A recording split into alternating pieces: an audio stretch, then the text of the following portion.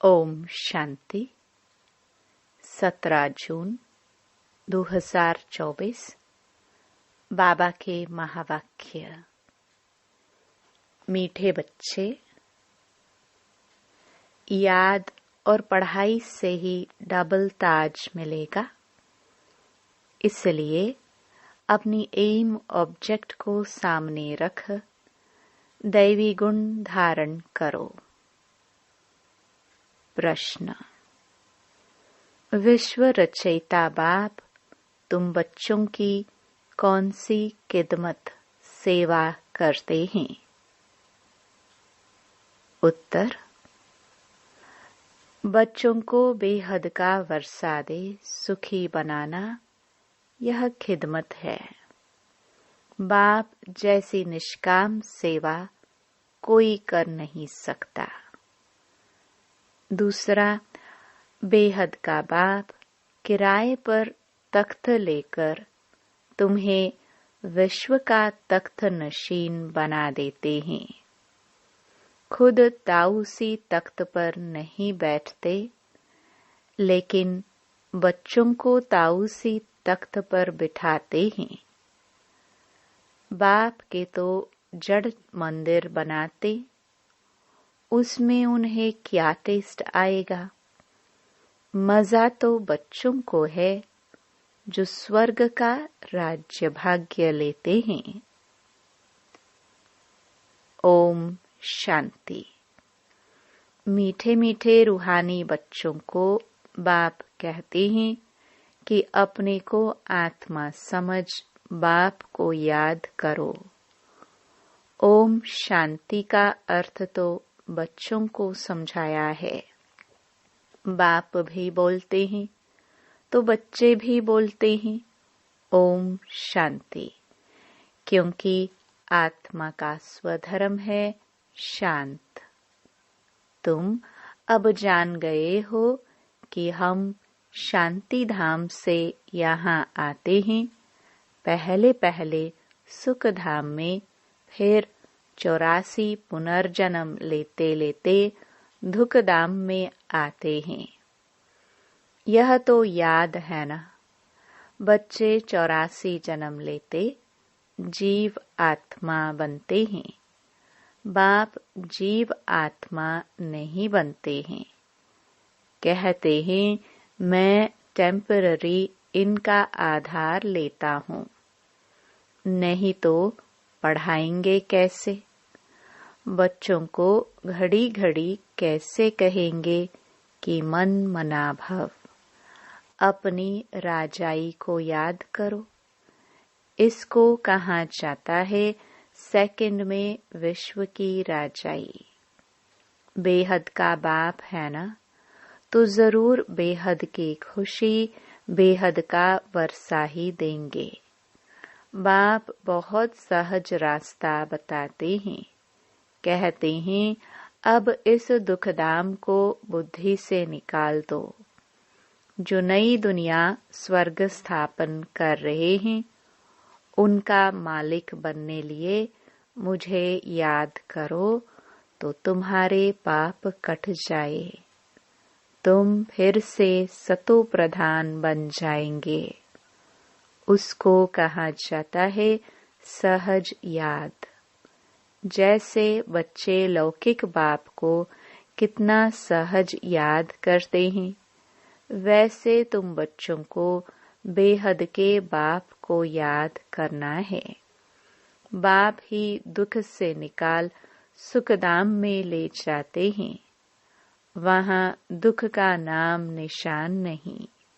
बहुत सहज बात कहते हैं, अपने शांति धाम को याद करो। जो बाप का घर वह तुम्हारा घर है, और नई दुनिया को याद करो, वह तुम्हारी राजधानी है। बाप तुम बच्चों की कितनी निष्काम सेवा करते हैं। तुम बच्चों को सुखी कर फिर वानप्रस्थ परम धाम में बैठ जाते हैं। तुम भी परम धाम के वासी हो। उसको निर्वाण धाम वानप्रस्थ भी कहा जाता है। बाप आते हैं बच्चों की खिदमत करने, अर्थात वर्षा देने। यह खुद भी बाप से वर्षा लेते हैं। शिव बाबा तो है ऊंच ते ऊंच भगवान। शिव के मंदिर भी हैं। उनका कोई बाप व टीचर नहीं है। सारे सृष्टि के आदि मध्य अंत का ज्ञान उनके पास है। कहाँ से आया? क्या कोई वेद शास्त्र आदि पढ़े? नहीं। बाप तो है ज्ञान का सागर, सुख का सागर। बाप की महिमा और दैवी गुणों वाले मनुष्यों की महिमा में फर्क है। तुम दैवी गुण धारण कर यह देवता बनते हो।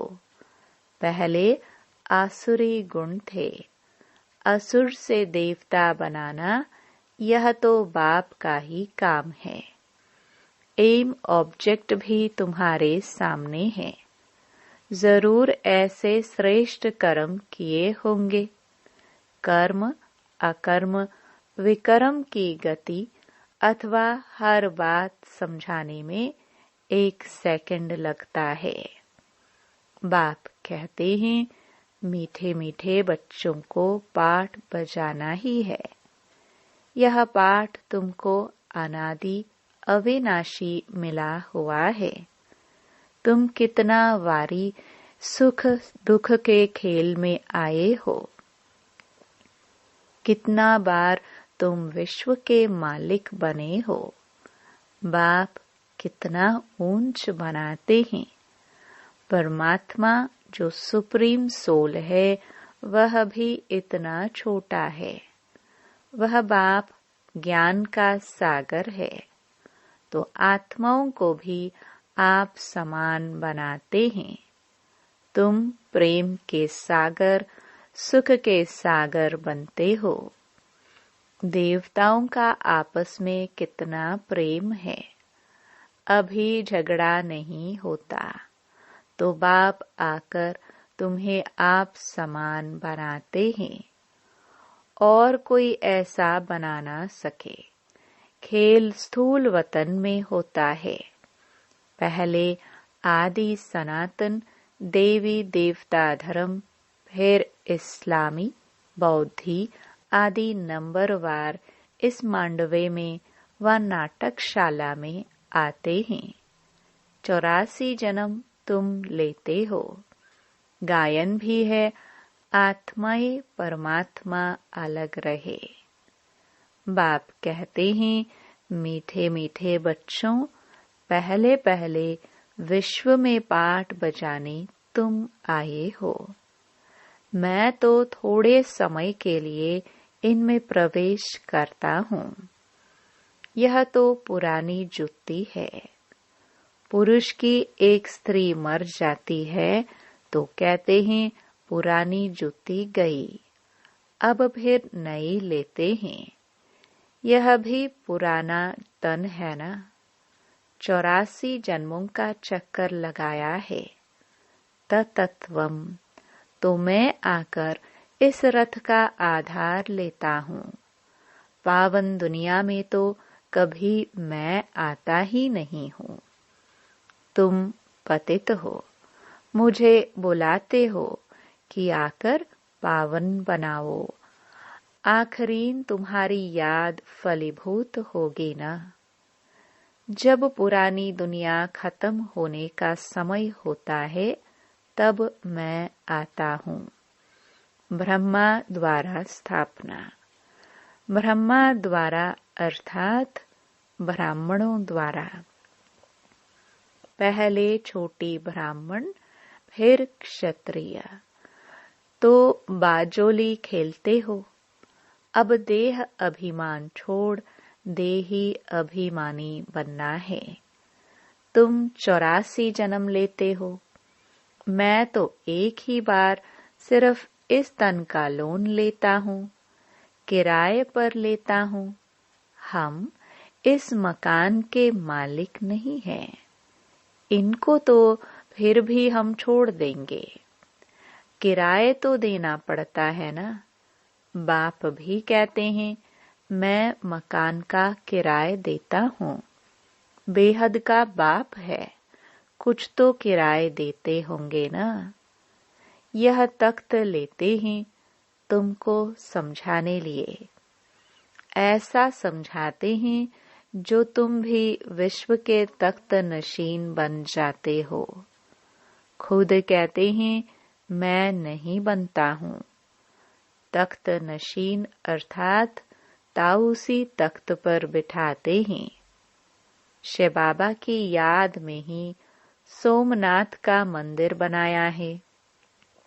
बाप कहते हैं, इसमें मुझे क्या टेस्ट आएगी। जड़ पुतला रख देते हैं। मजा तो तुम बच्चों को स्वर्ग में है। मैं तो स्वर्ग में आता ही नहीं हूँ। फिर भक्ति मार्ग जब शुरू होता है तो यह मंदिर आदि बनाने में कितना खर्चा किया। फिर भी चोर लूट ले गए। रावण के राज्य में तुम्हारा धन दौलत आदि सब खलास हो जाता है। अभी वह ताऊसी तख्त है। बाप कहते हैं, जो हमारा मंदिर बनाया हुआ था वह मोहम्मद गजनवी आकर लूट ले गए। भारत जैसा सॉल्वेंट और कोई देश नहीं। इन जैसा तीर्थ और कोई बन नहीं सकता। परंतु आज तो हिंदू धर्म के अनेक तीर्थ हो पड़े हैं। वास्तव में बाप जो सर्व की सद्गति करते हैं, तीर्थ तो उनका होना चाहिए। यह भी ड्रामा बना हुआ है। समझने में बहुत सहज है, परंतु नंबरवार ही समझते हैं, क्योंकि राजधानी स्थापन हो रही है। स्वर्ग के मालिक यह लक्ष्मी नारायण है।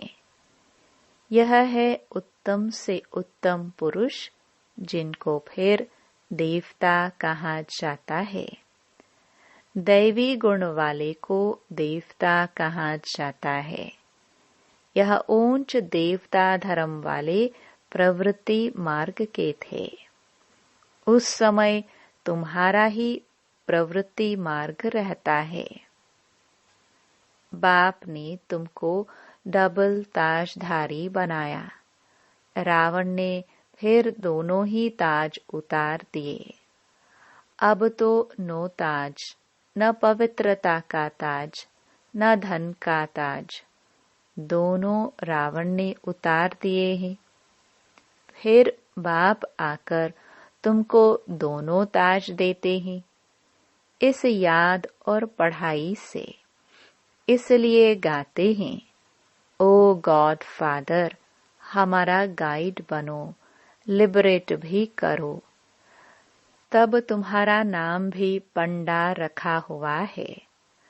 पांडव कौरव यादव क्या करत भये। कहते हैं, बाबा हमको दुख के राज्य से छुड़ाकर साथ ले जाओ। बाप ही सचखंड की स्थापना करते हैं, जिसको स्वर्ग कहा जाता है। फिर रावण झूठ खंड बनाते हैं। वह कहते श्री कृष्ण भगवानुवाच। बाप कहते हैं शिव भगवानुवाच। भारतवासियों ने नाम बदल लिया तो सारी दुनिया ने बदल लिया। श्री कृष्ण तो देहधारी है, विदेही तो एक शिव बाबा है। अभी बाप द्वारा तुम बच्चों को माइट मिलती है। सारे विश्व के तुम मालिक बनते हो। सारा आसमान धरती तुमको मिल जाती है। कोई की ताकत नहीं जो तुमसे छीन सके। पौना कल्प उन्हों की तो जब वृद्धि होकर करोड़ों की अंदाज में हो, तब लश्कर ले आकर तुमको जीते। बाप बच्चों को कितना सुख देते हैं। उनका गायन ही है दुख हरता सुख करता। इस समय बाप तुमको कर्म अकर्म विकर्म की गति बैठ समझाते हैं। रावण राज्य में कर्म विकर्म बन जाते हैं। सतयुग में कर्म अकर्म हो जाते हैं। अभी तुमको एक सतगुरु मिला है, जिसको पतियों का पति कहते हैं, क्योंकि वह पति लोग भी सब उसको याद करते हैं। तो बाप समझाते हैं, यह कितना वंडरफुल ड्रामा है। इतनी छोटी सी आत्मा में अविनाशी पाठ भरा हुआ है, जो कभी मिटने वाला नहीं है। इनको अनादि अविनाशी ड्रामा कहा जाता है। God is one. रचना अथवा सीढ़ी और चक्र सब एक ही है। न कोई रचता को न रचना को जानते। ऋषि मुनि भी कह देते, हम नहीं जानते। अभी तुम संगम पर बैठे हो, तुम्हारी माया के साथ युद्ध है, वह छोड़ती नहीं है। बच्चे कहते हैं, बाबा माया का थप्पड़ लग गया। बाबा कहते हैं, बच्चे की कमाई चट कर दी। तुम्हें भगवान पढ़ाते हैं तो अच्छी रीति पढ़ना चाहिए। ऐसी पढ़ाई तो फिर 5000 वर्ष बाद मिलेगी। अच्छा, मीठे मीठे सिखिलदे बच्चों प्रति मात पिता बाप दादा का याद प्यार और गुड मॉर्निंग। रूहानी बाप की रूहानी बच्चों को नमस्ते।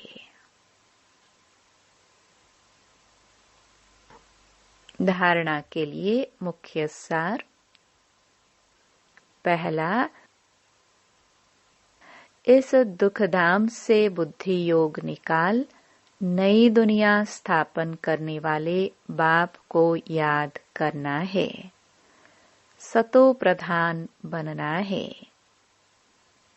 दूसरा, बाप समान प्रेम का सागर, शांति और सुख का सागर बनना है।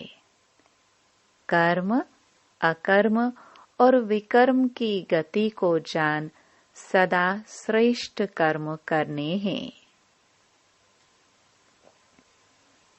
वरदान, सदा उमंग उत्साह में रह, मन से खुशी के गीत गाने वाले अविनाशी खुश नसीब भव। आप खुशनसीब बच्चे अविनाशी विधि से अविनाशी सिद्धियां प्राप्त करते हो। आपके मन से सदा वाह वाह की खुशी के गीत बजते रहते हैं। वाह बाबा, वाह तकदीर, वाह मीठा परिवार, वाह श्रेष्ठ संगम का सुहावना समय। हर कर्म वाह वाह है। इसलिए आप अविनाशी खुश नसीब हो। आपके मन में कभी वाई आई, क्यों मैं नहीं आ सकता। वाई के बजाय वाह वाह और आई के बजाय बाबा बाबा शब्द ही आता है। स्लोगन, जो संकल्प करते हो उसे अविनाशी गवर्नमेंट की स्टैंप लगा दो तो अटल रहेंगे। मातेश्वरी जी के मधुर महावाक्य। जीवन की आश पूर्ण होने का सुहावना समय। हम सभी आत्माओं की बहुत समय से यह आश थी कि जीवन में सदा सुख शांति मिले। अब बहुत जन्मों की आशा कब तो पूर्ण होगी। अब यह है हमारा अंतिम जन्म। उस अंत के जन्म के भी अंत है। ऐसा कोई नहीं समझे मैं तो अभी छोटा हूँ। छोटे बड़े को सुख तो चाहिए ना, परंतु दुख किस चीज से मिलता है उसका भी पहले ज्ञान चाहिए। अब तुमको नॉलेज मिली है कि इन 5 विकारों में फंसने कारण यह जो कर्म बंधन बना हुआ है उनको परमात्मा की याद अग्नि से भस्म करना है। यह है कर्म बंधन से छूटने का सहज उपाय। इस सर्वशक्तिवान बाबा को चलते फिरते श्वासों श्वास याद करो। अब यह उपाय बताने की सहायता खुद परमात्मा आकर करता है, परंतु इसमें पुरुषार्थ तो हर एक आत्मा को करना है। परमात्मा तो बाप टीचर गुरु रूप में आए हमें वर्षा देते हैं, तो पहले उस बाप का हो जाना है, फिर टीचर से पढ़ना है। जिस पढ़ाई से भविष्य जन्म जन्मांतर सुख की प्रालब्ध बनेगी, अर्थात जीवन मुक्ति पद में पुरुषार्थ अनुसार मर्तबा मिलता है। अगर गुरु रूप में पवित्र बनाए मुक्ति देता है तो इस राज को समझ ऐसा पुरुषार्थ करना है। यही टाइम है पुराना खाता खत्म कर नई जीवन बनाने का। इसी समय जितना पुरुषार्थ कर अपनी आत्मा को पवित्र बनाएंगे उतना ही शुद्ध रिकॉर्ड भरेंगे। फिर सारा कल्प चलेगा, तो सारे कल्प का मदार इस समय की कमाई पर है। देखो, इस समय ही तुम्हें आदि मध्य अंत का ज्ञान मिलता है। हमको सो देवता बनना है और अपनी चढ़ती कला है, फिर वहां जाके प्रालब्ध भोगेंगे। वहां देवताओं को बाद का पता नहीं पड़ता कि हम गिरेंगे। अगर यह पता होता कि सुख भोगना फिर गिरना है, तो गिरने की चिंता में सुख भी भोग नहीं सकेंगे। तो यह ईश्वरीय कायदा रचा हुआ है कि मनुष्य सदा चढ़ने का पुरुषार्थ करता है, अर्थात सुख के लिए कमाई करता है। परंतु ड्रामा में आधा आधा पार्ट बना पड़ा है, जिस राज को हम जानते हैं, परंतु जिस समय सुख की बारी है तो पुरुषार्थ कर सुख लेना है। यह है पुरुषार्थ की खूबी। एक्टर का काम है एक्ट करने समय संपूर्ण खूबी से पाठ बजाना, जो देखने वाले हियर हियर वाह वाह करे। इसलिए हीरो हीरोइन का पाठ देवताओं को मिला है, जिन्हों का यादगार चित्र गाया और पूजा जाता है। निर्विकारी प्रवृत्ति में रह कमल फूल अवस्था बनाना, यही देवताओं की खूबी है। इस खूबी को भूलने से ही भारत की ऐसी दुर्दशा हुई है। अब फिर से ऐसी जीवन बनाने वाला खुद परमात्मा आया है।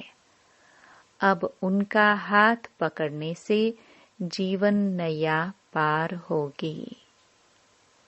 अच्छा, ओम शांति।